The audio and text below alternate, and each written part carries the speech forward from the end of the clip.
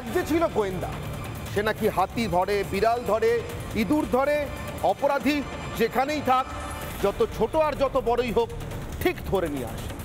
তো এহেন গোয়েন্দা কর্মজীবনের উপান্তে, প্রায় শেষ প্রান্তে এসে কাকে ধরে নিয়ে এলো? এক সাংবাদিক, সন্তু পান। রিপাবলিক বাংলার রিপোর্টার সন্তু পানকে ধরে নিয়ে এলো। অপরাধ একটাই, রাজ্য সরকারের বিরুদ্ধে মানুষ যে ক্ষোভ উগরে দিচ্ছিলেন রাজ্যের প্রশাসন এবং পুলিশের অপদার্থতার বিরুদ্ধে।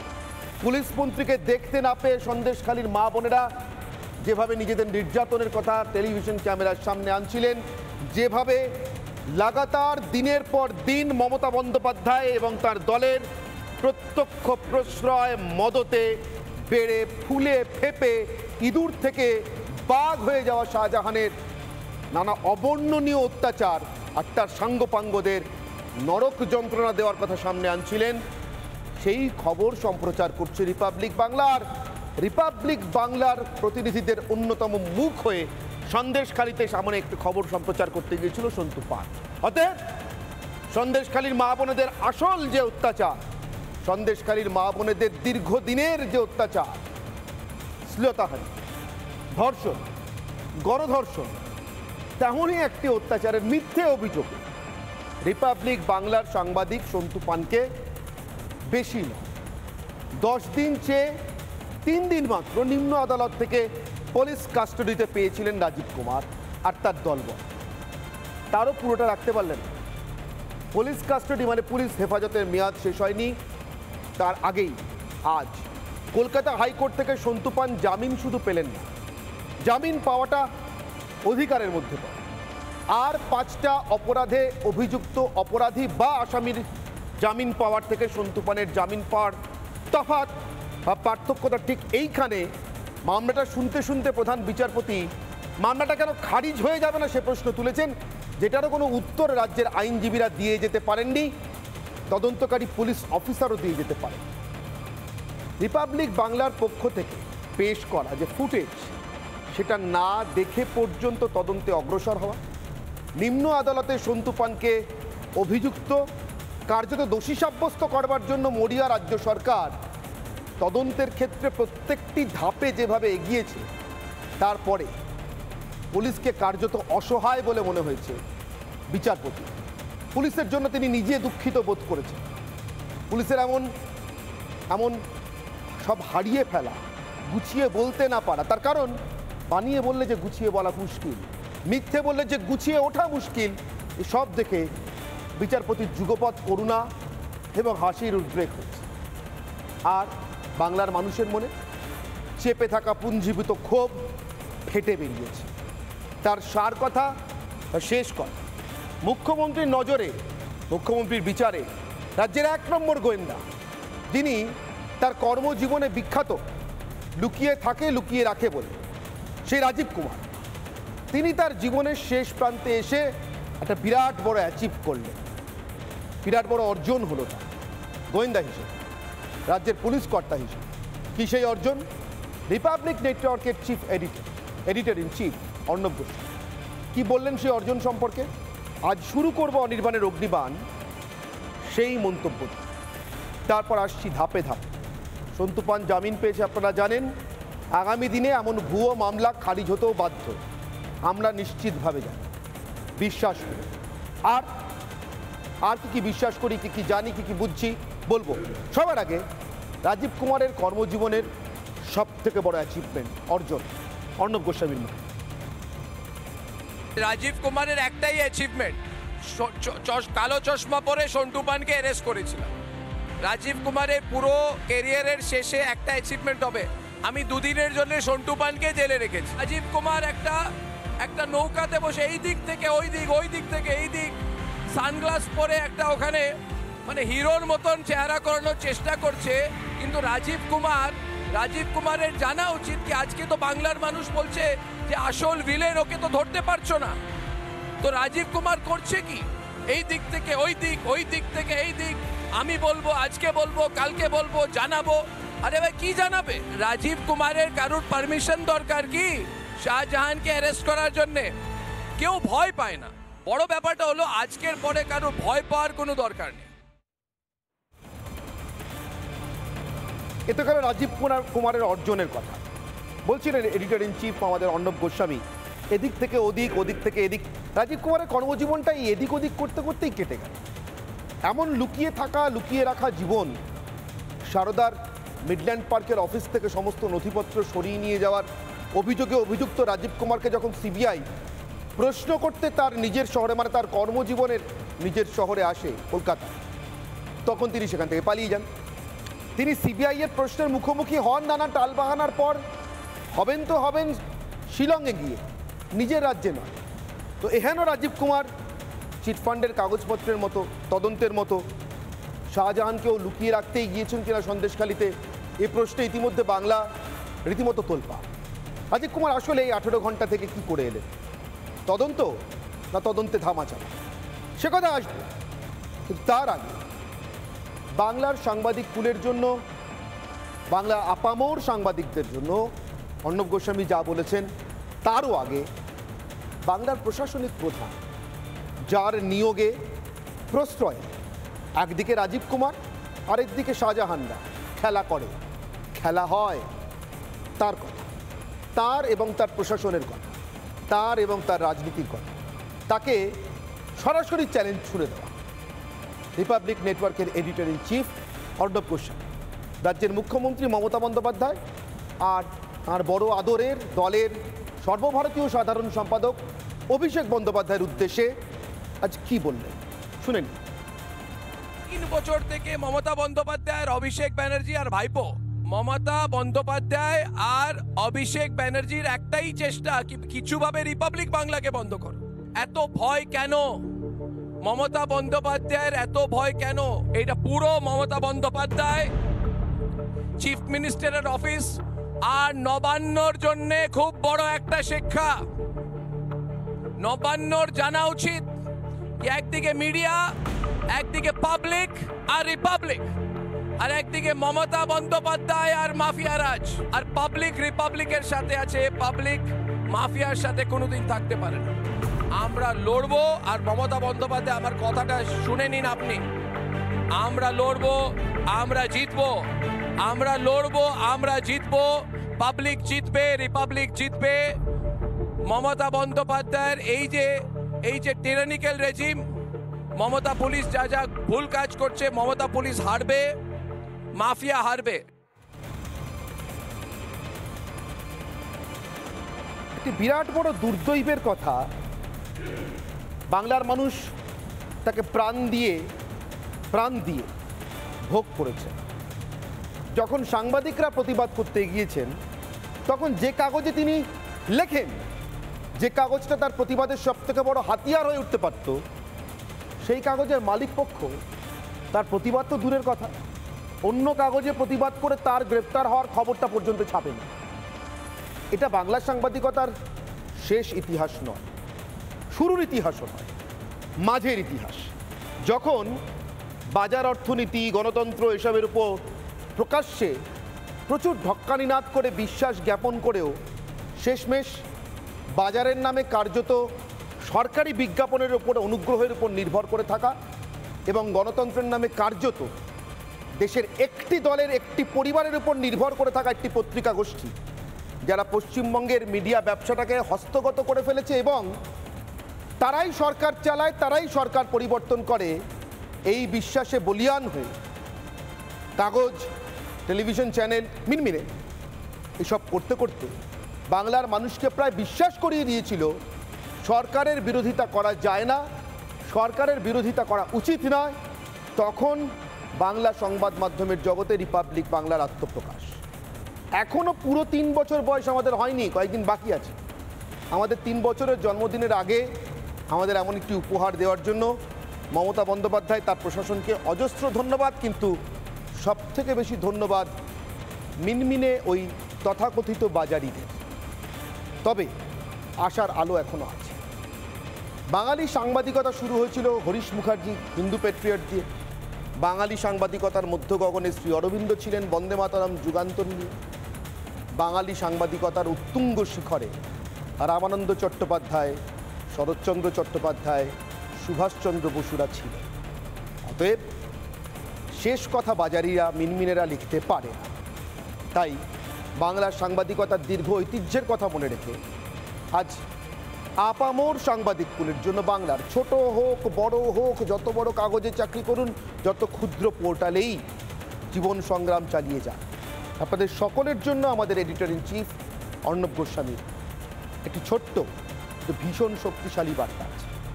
সেই বার্তাটায় চোখ রেখে আজকের অনির্বাণের অগ্নিবাণের বিতর্ক শুরু করি। সব কিছুরই উপলক্ষ যে তার কথায় ফিরে এসে সন্তু পাল। তার আগে আপনাদের সকলের জন্য অর্ণব গোস্বামীর বার্তা। বড় ব্যাপারটা হলো আজকের পরে কারো ভয় পাওয়ার কোনো দরকার। পুরো বাংলার এক জার্নালিস্ট, এক নিউজ চ্যানেল, যে জার্নালিস্ট যে নিউজ চ্যানেলে কাজ করুক, মিনমিন চ্যানেলে কাজ করুক, কোনো অসুবিধা নেই। আমি সবাইকে বলছি রিপাবলিক বাংলা আছে। আশা করি বাংলার সাংবাদিকরা বুঝতে পারলেন, বাজারের নামে সরকার, বাজার সরকার বা মিনমিন কোনোটাই শেষ কথা বলে না। শেষ কথা তাহলে কি বলে? দুর্দমনীয় সাহস। একসময় বাংলার নেতাদের অমন সুন্দর একটি বাঙালি নাম সুরেন্দ্রনাথ বন্দ্যোপাধ্যায়, কাতে পড়ে পাকে পড়ে ইংরেজ তাকে সারেন্ডার নট বলে ডাকতে বাধ্য হয়েছে। এটাই ছিল বাঙালির আত্মপরিচয়, বাঙালির শ্লাঘা, মেরুদণ্ড। Surrender not. রিপাবলিক বাংলা বঙ্গভঙ্গের 100 বছরের বেশি পেরিয়ে গিয়েছে। তারপরেও আরেকবার বাংলাকে যারা নানা জাতি, ধর্ম, বর্ণে এবং খাটের তলে টাকা আর 100 দিনের কাজ না পেয়ে ভিন রাজ্যে পরিযায়ী হয়ে যাওয়া শ্রমিকে বিভক্ত করে ফেলেছে, তাদের জন্য রিপাবলিক বাংলা আবার বলছে সারেন্ডার নট। এই বঙ্গকে আমরা জুড়বই, বাংলাকে বাঙালিকে এক করবই। ততদিন পর্যন্ত আরও কয়েকটা মামলা, আরও কয়েকজন সন্তু পান, আপনাদের ক্ষমতা বলতে তো এইটুকু। আমাদের অপেক্ষা রইল। শুরু করবো আজকে যাদের সঙ্গে কথা বলে। বিমল শঙ্কর নন্দ, বিজেপি মুখপাত্র, তার ঠিক পাশেই রয়েছেন শঙ্কুদেব পান, বিজেপির অপর মুখপাত্র। আমার সঙ্গে রয়েছেন বর্ষিয়ান সাংবাদিক নির্মল মুখোপাধ্যায়, সন্তু পানের অ্যারেস্টের দিনক্ষণ থেকে যিনি উচ্চস্বরে বারবার বাংলা সাংবাদিকতার এই অতীত ঐতিহ্য এবং বর্তমান কর্তব্য সম্পর্কে আমাদের সজাগ করে গিয়েছেন, এবং সৈকত গিরি, সিপিআই মুখপাত্র। আর রয়েছেন অরিন্দম আচার্য, প্রাক্তন পুলিশ কর্তা।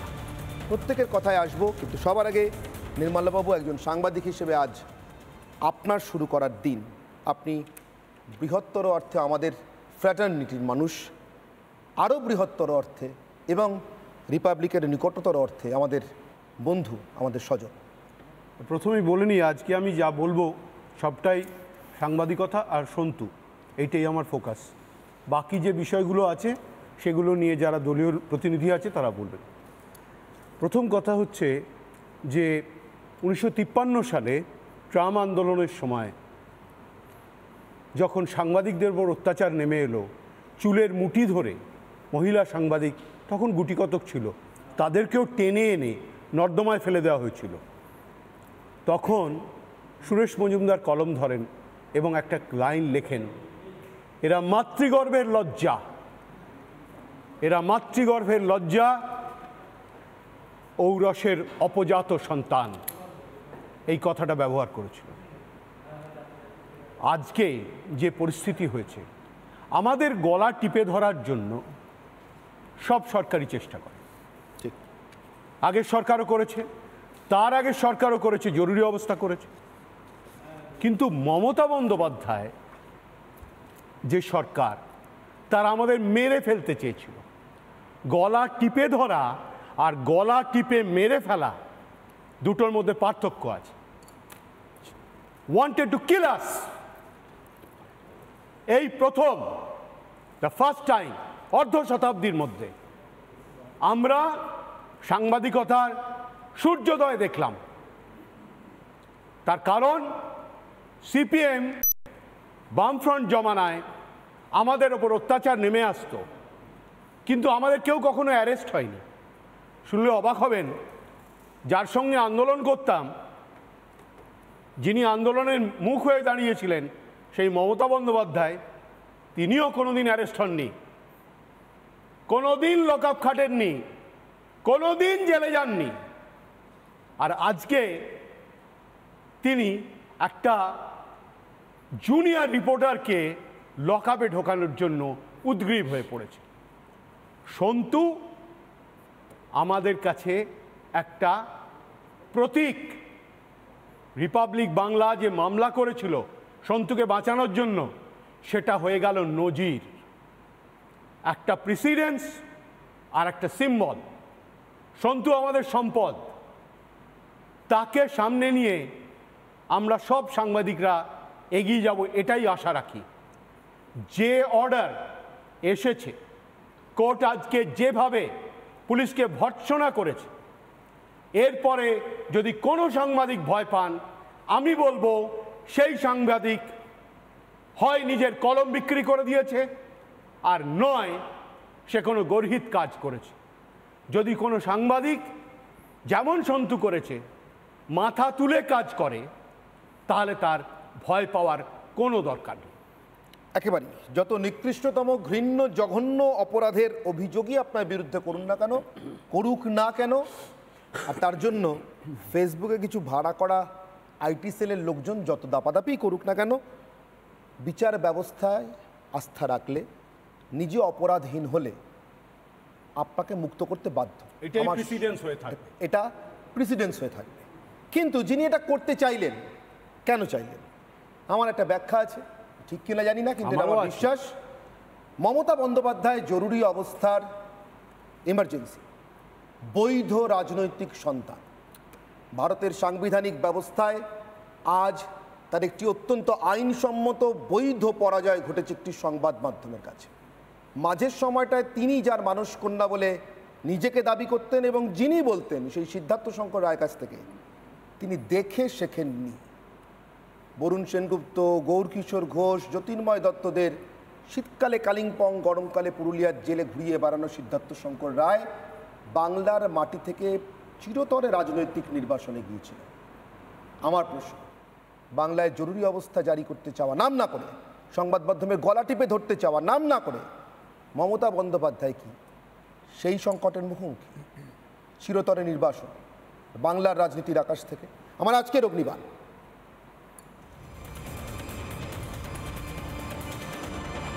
মমতার জরুরি সংকট। আমি এবার এই রাজনৈতিক প্রশ্নটা নিয়ে আলোচনা করব, কথা বলবো। শুরু করবো সৈকত গিয়ে আপনার কাছ থেকে। মমতার জরুরি সংকট বলে মনে হচ্ছে কিনা? না দেখুন, জরুরি সংকট মমতা বন্দ্যোপাধ্যায়ের রাজনৈতিক সংকট, এটাকেই জরুরি সংকট বলে আমার মনে হয়, এবং সেটা 11 সালের পর থেকেই শুরু হয়েছে। যদি আপনি দেখেন লাইব্রেরিতে কোন পত্রিকা থাকবে, কোন পত্রিকা পড়বেন, কোন পত্রিকা পড়বেন না, কোন চ্যানেল দেখবেন, কোন চ্যানেল দেখবেন না, সন্ধ্যাবেলা মা বোনেরা সিরিয়াল দেখবেন, কারণ ওই সিরিয়ালের অভিনেতা অভিনেত্রীরাই ভোটের সময় দেবমিমি নুসরাত হয়ে তৃণমূলের হয়ে ভোট চাইবে। সংবাদ মাধ্যম কে সম্পাদক থাকবেন, একদম একদম কে সম্পাদক থাকবেন না সেটাও উনি ইয়ে করেছেন। আমি বলছি সংকটটা শুরু থেকেই তৃণমূল কংগ্রেসের, আর সংকটটা ছিল বলেই ওই যে একটা কথা আছে না, অভুক্ত শরীরে যদি সব লুটে পুটে খাওয়ার কারবারিরা একজোট হয়, এই শাহজাহানরা সব লুটে পুটে খাওয়ার কারিগর। আজকে আইন হাতের বাইরে, মমতারও আইন হাতের বাইরে। আচ্ছা, আইন কাদের হাতে থাকা উচিত ছিল? আইন যাদের হাতে থাকা উচিত তাদের হাতে আইন আজকে নেই, আর যাদের জেলে থাকা উচিত তারা আজকে আইনকে নিয়ন্ত্রণ করছেন। মমতা বন্দ্যোপাধ্যায়, রাজীব কুমার, তাদেরই তো জেলের ভেতরে থাকা উচিত, চিটফান্ডে অভিযুক্ত এরা। আচ্ছা, আমি বারবার যে কথা আপনাকে বলছি, একজন ছাত্রী তানিয়া বরদ্দাজ, একজন কৃষক শিলাদিত্য, একজন অধ্যাপক অম্বিকেশ মহাপাত্র, তারপর বহু উদাহরণ আছে। হালফিলের নিরাপদ সর্দার থেকে আজকে সন্তু পান, সমাজের সব অংশের মানুষ আক্রান্ত হয়েছে, জেলে ঢোকানো হয়েছে। জরুরি সংকট এই কারণে, তার কারণ নির্বাচনের আগে মেরুকরণের রাজনীতিকে প্রায়োরিটি করতে হবে। আজকে আপনাদের রিপাবলিকের উপর আক্রমণ কেন জানেন? তার কারণ হচ্ছে রিপাবলিককে যদি টার্গেট করা যায় তাহলে শাসক বিরোধী কণ্ঠস্বরকে ভয় দেখিয়ে স্তব্ধ করা যাবে। পোলারাইজেশনটা এই কারণেই দরকার যে সিরিয়ালটা একদিকে জিতবে, সংবাদ মাধ্যমের সাংবাদিকদের করা সত্য খবরটা হারবে। আপনারা আয়না, সমাজের আয়না, সংবাদ মাধ্যমকে তো আমরা সেইভাবে জানি। আসলে সংবাদ মাধ্যমকে ভিলেন বানিয়ে দাও, সাংবাদিকদের ভিলেন বানিয়ে দাও।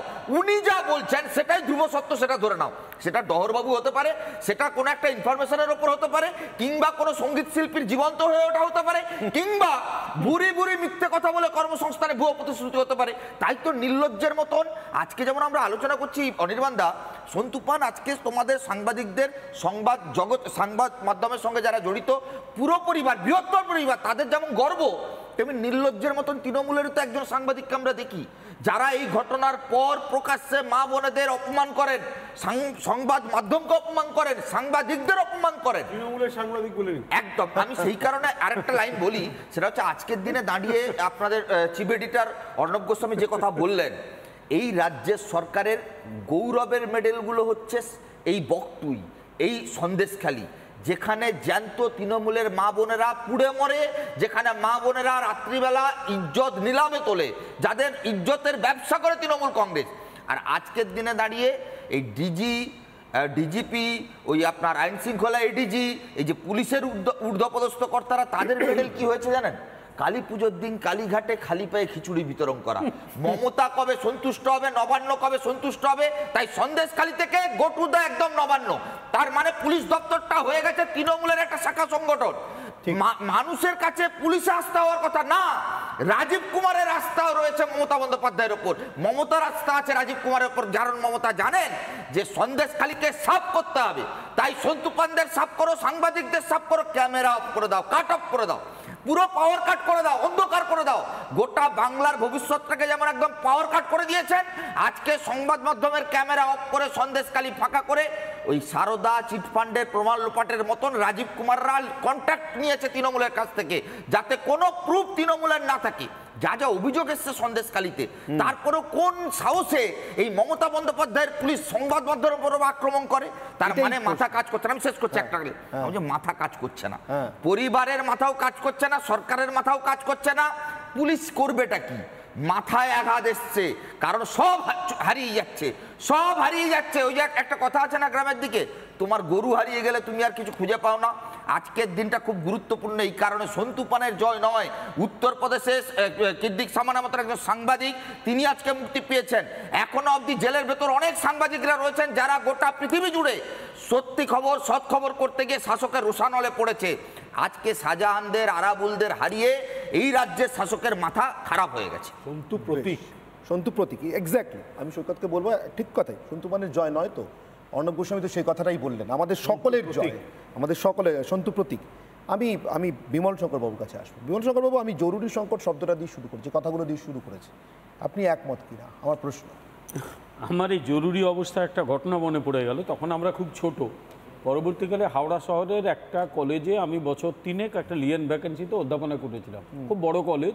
সেখানে অমলেন্দুদা বলে একজন ছিলেন, RSS-এর মানে তিনি কর্মী ছিলেন। জরুরি অবস্থার সময় গ্রেপ্তার করা হয়েছিল।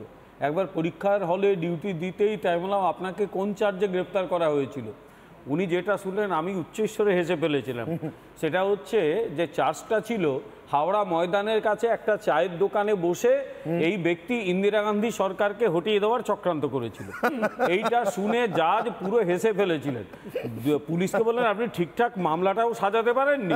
উনি বলছেন স্যার করব কি, আর কত করব, কারণ সব লোককে তো তখন জেলে পুরতে হচ্ছে, পুলিশও আগে পুরতে হবে, তারপর পুলিশও ফেড আপ হয়ে গেছে। আজকে সন্তু পানের বিরুদ্ধেই সরকারের এই পুলিশ দপ্তর যা মামলা করেছে এবং জাজ সে সম্পর্কে যেটা উল্লেখ করেছেন, আমার ওই পুরনো ঘটনা আজ থেকে প্রায় 36-37 বছর আগের ঘটনাটা আমার কিন্তু মনে পড়ে গেল। আসলে এই ঘটনা থেকে একটা বিষয় পরিষ্কার, যে এই সরকারের স্রেফ মাথা খারাপ হয়ে গেছে। কেন মাথা খারাপ হয়ে গেছে?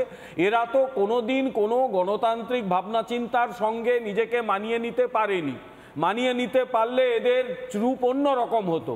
অথচ অবাক লাগে অনির্বাণ, এরাই লড়াই করেছিল অগণতান্ত্রিক কাণ্ড কারখানার বিরুদ্ধে, সিঙ্গুর নন্দীগ্রামের বিরুদ্ধে এরা তো লড়াই করেছিল, সেখানে যা তৎকালীন শাসক দল কাণ্ড কারখানা করেছিল। এবং এদের তখন মানুষকে কথা দিয়েছিল যে পশ্চিমবাংলায় একটা গণতন্ত্রের জায়গা থাকবে, মানুষের জন্য মুক্ত সমাজ থাকবে। আমরাও হয়তো বিশ্বাস করেছিলাম, কারণ সিপিএম এর বিরুদ্ধে লড়াই করতেই হতো তখন, সিপিএম যা করেছিল। কিন্তু তারপর দেখা গেল এরা শুধু ক্ষমতা ভোগ করেনি, ক্ষমতাটাকে গায়ে মেখে ফেলেছে। এবং এদের সঙ্গে একটা সরকারেরই আমি কিছুটা তুলনা করতে পারি, লালুর আমলের যে জঙ্গল রাজ বিহারে ছিল, যাকে বিহারের লোকজন জঙ্গল রাজ বলে, পশ্চিম বাংলায় এরা স্রেফ জঙ্গল রাজের দিকে নিয়ে গেছে, যেখানে কোনো আইন শৃঙ্খলা নেই, কোনো প্রশাসন এরা ঠিকঠাক চালাতে পারছে না। চুরিটা ওপেনলি হচ্ছে, চুরি ঢাকার জন্য আবার চুরি হচ্ছে, বিভিন্ন প্রশাসনকে কাজে লাগানো হচ্ছে চুরি ঢাকার জন্য। সব মিলিয়ে প্রশাসনটাকে ধ্বংস করে ফেলেছে। আইন ব্যবস্থাটাকে ধ্বংস করে ফেলেছে, সমাজটাকে ধ্বংস করে ফেলেছে। এরা ভাবছে মানুষকে 500,000 টাকা করে দেব, তারপর সব ভুলে যাবে। আমি শুধু মা বোনেদের একটা কথা বলবো যে আপনারা 2021-এও কেউ কেউ তো ভোট দিয়েছিলেন। 2021-এ তৃণমূলের জেতা নিয়ে আমার কিছু প্রশ্ন রয়েছে, কিন্তু তারপরেও আমি এই ফলটা মেনে নিয়েছি। অন্য কিছু না হলে আমি অন্য প্রশ্ন করব না।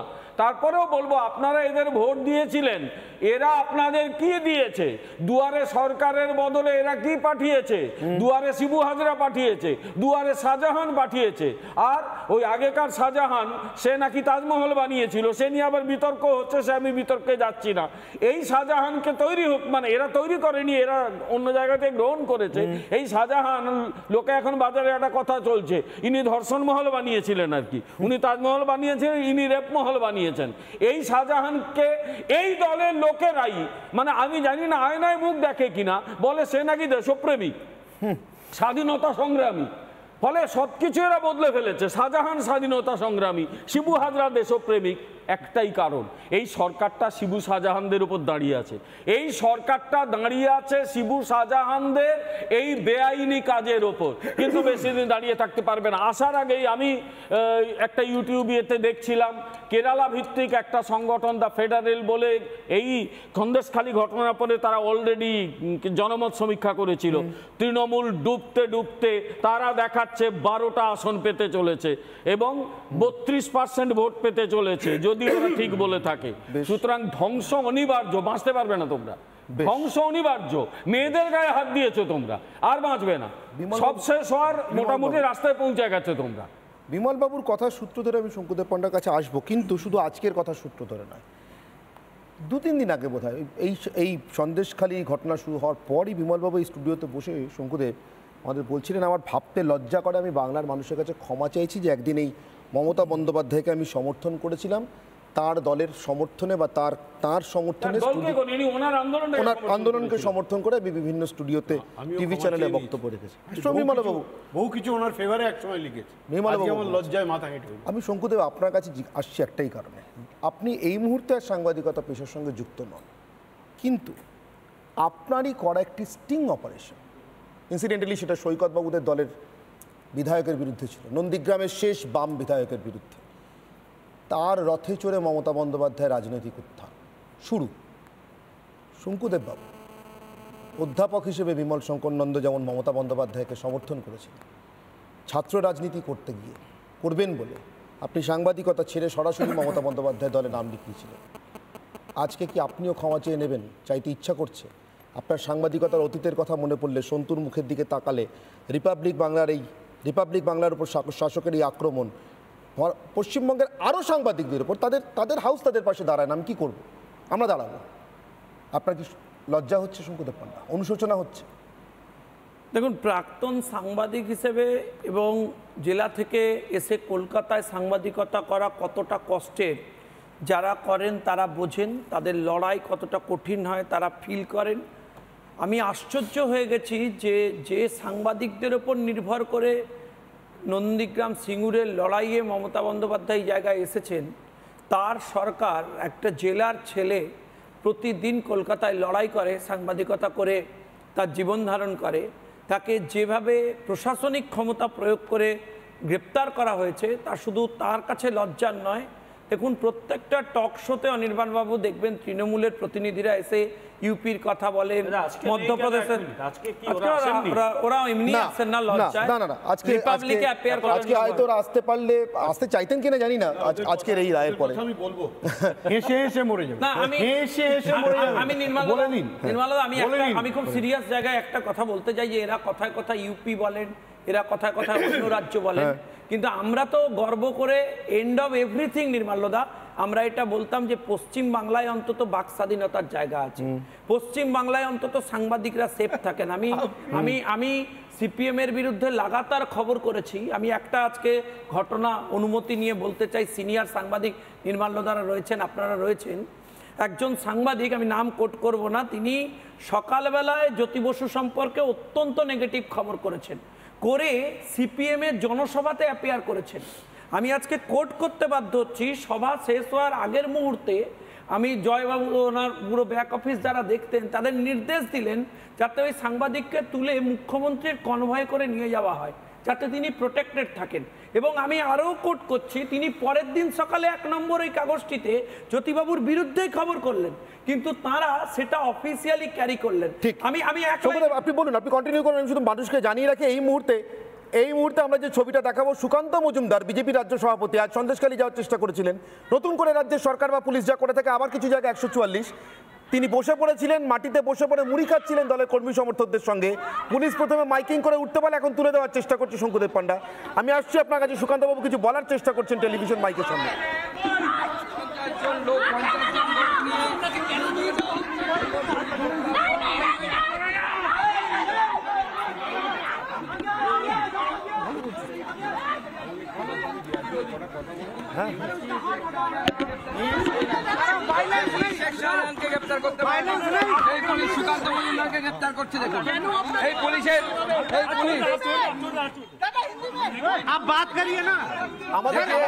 আমাদের প্রতিনিধি সুখেন্দু রয়েছে।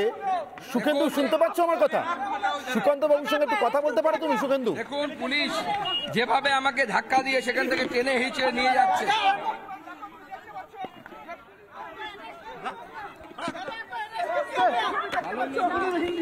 पुलिस ही बता सकती है क्यों अरेस्ट किया है उन लोगों ने, और मुझे जूता भी पहनने नहीं दिया। এই সুকান্ত মজুমদারকে কয়েকদিন আগে এই সুকান্ত মজুমদারের সঙ্গে দুর্ব্যবহার করা, তাকে শারীরিক আঘাত করার অভিযোগে এই রাজীব কুমার ইতিমধ্যেই লোকসভা থেকে একটি নোটিশ পেয়ে বসে আছে। সেই নোটিশ এড়ানোর জন্য সুপ্রিম কোর্টে দৌড়াদৌড়ি করেছেন, আরও করবে। তারপরে শঙ্কু ডেসপারেশন, আমি বলছি ডেসপারেশন, মানে আমরা কিন্তু এটা প্রায় নিশ্চিত যে সন্তু পানের পর হাত গুটিয়ে বসে থাকবে না মমতা বন্দ্যোপাধ্যায় পুলিশ।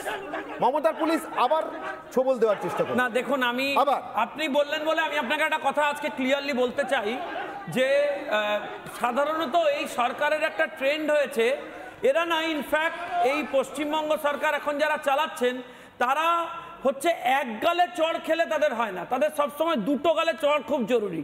এই ধরুন রিপাবলিক আজকে এক গালে চড় দিয়েছে, আপনারা সিঙ্গেল বেঞ্চে অর্ডার পেয়েছেন, সন্তুপালের বেলের নির্দেশ হয়েছে।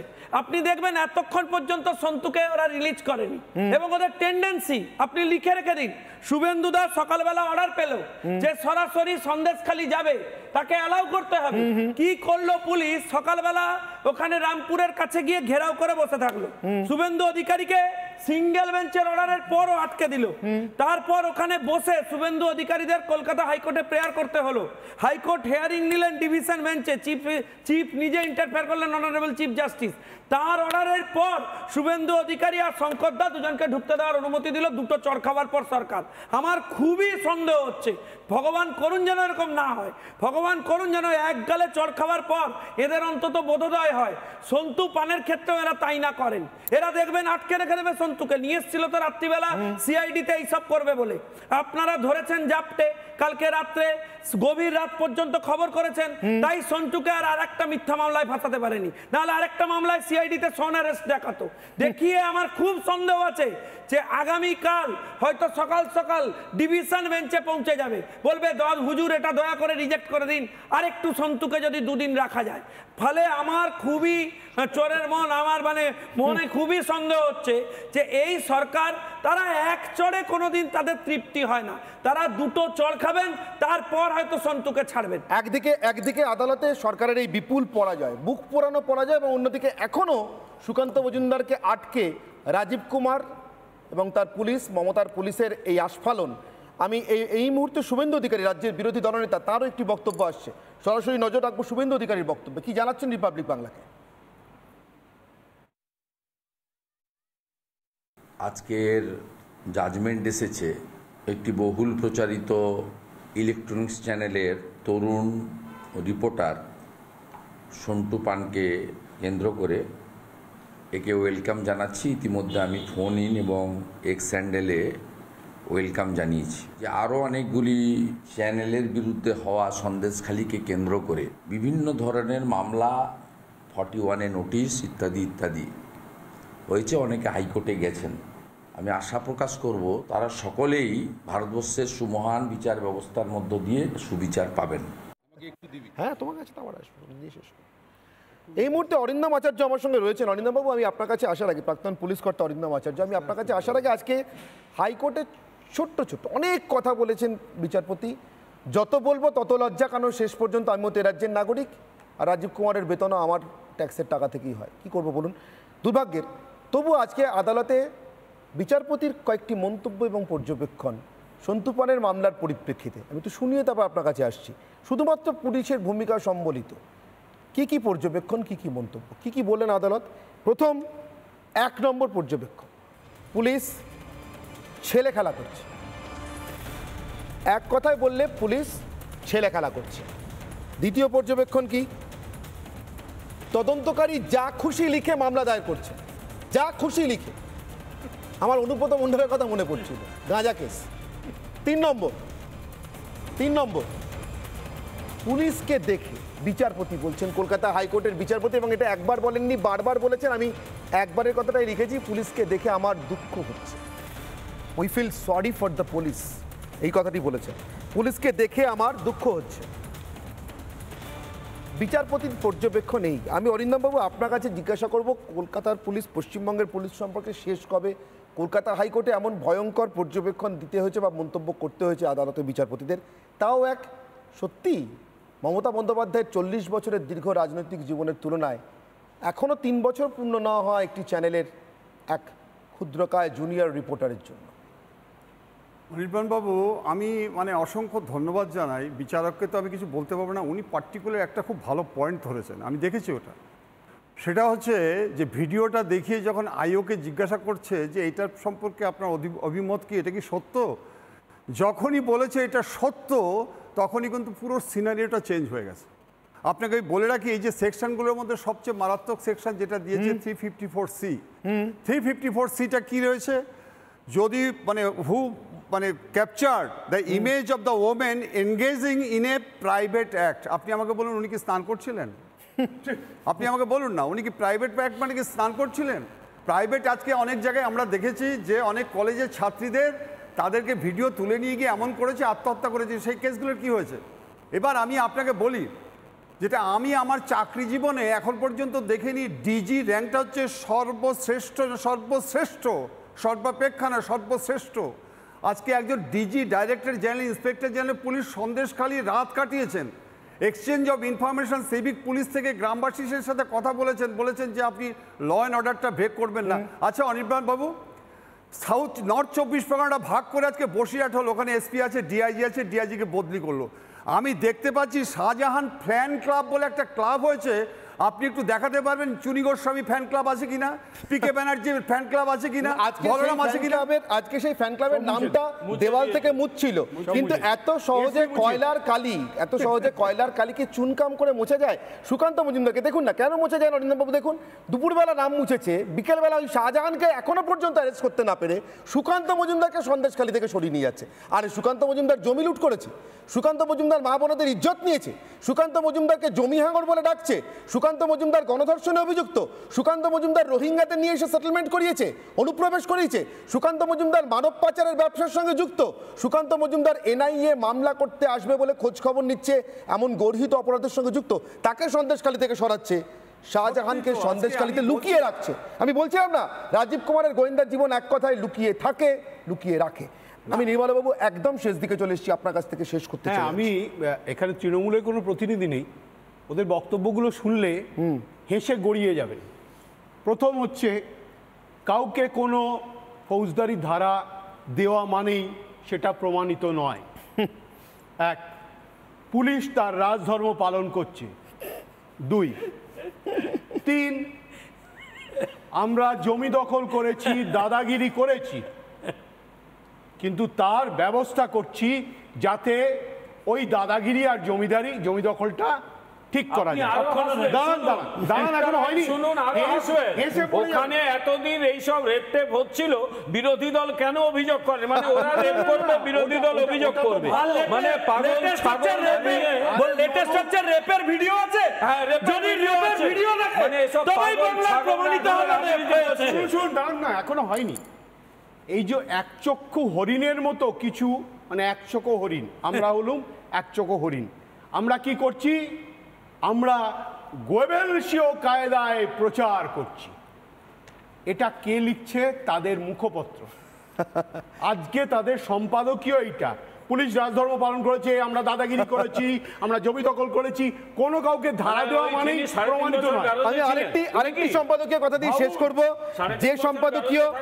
যে সম্পাদকীয় তখনও বাংলার সাংবাদিকদের মেরুদণ্ডের কথা বলতো। আমি সেই সম্পাদকীয়, নির্মলবাবু আপনি যাদের যা কথা দিয়ে শুরু করেছিলেন, আমি তার সম্পাদকীয়র শেষ কটি লাইন দিয়ে শেষ করব। 1953 সালের 26শে জুলাই প্রকাশিত সুরেশ মজুমদার, শেষ কটি লাইন, এই চরিত্র ভ্রংশতা, কুষ্ঠ ব্যাধিগ্রস্ত মনের প্রগলভতার বিরুদ্ধে মানবতার হস্তধৃত কষ্ট উদ্যত হোক। সাংবাদিকগণ এবং বাংলার সংবাদপত্র এই অপমান নিশ্চয়ই নত শিরে গ্রহণ করিয়া নিশ্চেষ্ট থাকবেন না, থাকছেন না, মাথা তুলে দাঁড়িয়েছেন, আরও দাঁড়াবেন। সমগ্র জাতির ন্যায় বুদ্ধির নিকট তাহারা আজ প্রতিকার ও নির্দেশ প্রার্থী। জাতি আমাদের পাশে, আমরা মানুষের কণ্ঠস্বর। বাঙালির সম্মান, বাঙালির সাংবাদিকতার সাধনাকে কয়েকটি মর্কট মিলিয়া সরকারি দপ্তরখানা হইতে উপহাস করিতেছে। ইহাদের লাঙ্গুল ছেদন ব্যতীত, লাঙ্গুল মানে লেজ, ইহাদের লাঙ্গুল ছেদন ব্যতীত দেশের শান্তি আসবে না। সেই শান্তি এনশিওর করবার জন্য আমরা বাঙালি, বাঙালির জাত, বাঙালির সন্তান, বাঙালির বাচ্চা, যারা মহাকরণের ভিতরে ঢুকে গুলি চালিয়ে সাহেব খেদিয়ে বেরিয়েছি, তারা সাংবাদিক কলম, বুম আর ক্যামেরা নিয়ে একটা সরকারকে বাংলা ছাড়া করতে পারবো না, খুব পারবো, পেরেই দেখাবো। এই মুহূর্তে যে খবরে চোখ রাখবো, সন্দেশখালী থেকে জোর করে অবস্থান তুলে দিয়ে সুকান্ত মজুমদারকে বের করে নিয়ে যাওয়ার চেষ্টা করছে পুলিশ। এই মুহূর্তে সুকান্ত মজুমদার বিজেপি রাজ্য সভাপতি টেলিফোনে রয়েছেন আমাদের সঙ্গে। সুকান্ত বাবু, কি ঘটছে, কি বলছে পুলিশ আপনাকে? দেখুন, আপনারা তো ক্যামেরার সামনে সব দেখেছেন, ট্রেনে হিসেবে আমাকে নিয়ে আসা হয়েছে। আমি লঞ্চের মধ্যে আছি এই মুহূর্তে। পুলিশ কোথাও একটা নিয়ে যাচ্ছে, কোথায় নিয়ে যাচ্ছে আমরা যদিও বুঝতে পারছি না, হয়তো উল্টো দিকে নিয়ে যাচ্ছে। এই মুহূর্তে নদীর মাঝবক্ষে আমরা স্থির হয়ে আছি, কোনো দিকে নেই আর কি, না এপারে না ওপারে, মাঝখানে বসে আছি লঞ্চের মধ্যে। জানি না পুলিশ কোথায় নিয়ে যাবে আমাদের। সুকান্তবাবু, রাজ্যের ডিজি নদীর মাঝখানে গিয়ে দাঁড়িয়ে থাকেন সন্দেশখালীতে 18 ঘন্টা কাটানোর ফাঁকে। আপনি বিজেপির রাজ্য সভাপতি, আপনাকে নদীর মাঝখানে দাঁড় করিয়ে রেখেছে। আমাদের সংবাদ মাধ্যমের আমাদের প্রতিনিধিদের কয়েকদিন আগে করেছে। শাহজাহানকে কোথায় দাঁড় করিয়ে রেখেছে সন্দেশখালী পুলিশ? আপনাকে কিছু বললো? আপনি জিজ্ঞাসা করলেন ওদেরকে শাহজাহান কোথায় আছে? শাহজাহান শেখ পুলিশ প্রশাসনের বুকের মাঝখানে আছে, আমরা নদীর মাঝখানে আছি। আর শাহজাহান শেখ মমতা বন্দ্যোপাধ্যায় এবং পুলিশ প্রশাসনের বুকের মাঝখানে আছে। আজকে আমাকে এবার টেনে আনা হয়েছে, আপনাদের মিডিয়ার বন্ধুদেরকেও কাউকেও আসতে দেওয়া হয়নি। এখন মাঝপথে আমরা ঘুরপাক খাচ্ছি, এবার ইনস্ট্রাকশন এসে গেছে মনে হচ্ছে। এবার আমরা কোনো একটা জায়গায় গিয়ে পৌঁছবো, দেখা যাক পুলিশ কোথায় নিয়ে যায় আমাদের। আমার একটা প্রশ্ন সুকান্তবাবু, এই যে বারবার 144 ধারা জারি হচ্ছে, আপনারা আদালতে যাচ্ছেন, আদালত খারিজ করছে অথবা স্থগিতাদেশ দিচ্ছে, আপনারা আসবার যেদিনকে দিন তার আগে আবার নতুন এলাকায় জারি হয়ে যাচ্ছে বা পুরনোটা প্রত্যাহার করে নিয়ে নতুন করে জারি করছে। এই যে খেলাটা, মানে তৃণমূল তো খুব খেলা হবে স্লোগানটা পছন্দ করে, তার সঙ্গে পুলিশও খেলা করে, সারাদিন আইন কানুন সংবিধান নিয়ে খেলা করে। এই খেলা ভাঙবেন কি করে? খেলা ভাঙার খেলাটা কি? দেখুন, জনগণ যখন খেলা ভাঙার জন্য উদ্যত হয় না, তো জনগণ যখন খেলতে শুরু করে তখন যত বড়ই প্লেয়ার হোক না কেন তারা খেলতে পারে না। অপেক্ষা করুন, জনগণ খেলতে শুরু করে দিয়েছে এবং জনগণ এই খেলা সম্পূর্ণভাবে শেষ পর্যন্ত নিয়ে যাবে এবং উপযুক্ত জায়গায় নিয়ে যাবে। সুকান্তবাবু, আজকে শাহজাহানের মেজো ভাই, তার বিরুদ্ধে মানুষ ক্ষোভ উগরে দিয়েছেন, রাস্তায় নেমে পড়েছে। গতকাল রাজীব কুমার খুব বড় বড় কথা বলেছিলেন। আজ সকালেও সন্দেশখালী থেকে চলে আসার আগে মিডিয়াকে বলে এসছেন, সংবাদ মাধ্যমকে, যাদের বিরুদ্ধে অভিযোগ আছে সবার বিরুদ্ধে ব্যবস্থা হবে। ওদিকে শাহজাহানের মেজো ভাই জমি হাঙর একটা, তার বিরুদ্ধে যে কোনো ব্যবস্থা হয়নি। আজ বিকেলবেলা সন্দেশখালী মানুষ সেটা প্রমাণ করেছেন। তাদেরকে রাস্তায় নামতে হয়েছে নিজেদের জমি উদ্ধার করবার জন্য। পশ্চিমবঙ্গে গণতন্ত্র ছেড়ে দিন, সংবিধান ছেড়ে দিন, সাধারণ যে সম্পত্তির অধিকার সুরক্ষা, সেটা পর্যন্ত ভুলুণ্ঠিত সুকান্তবাবু, যখন তখন যে কেউ কেড়ে নিতে পারে। সুকান্ত মজুমদারের সঙ্গে আমাদের সংযোগ বিচ্ছিন্ন হলো।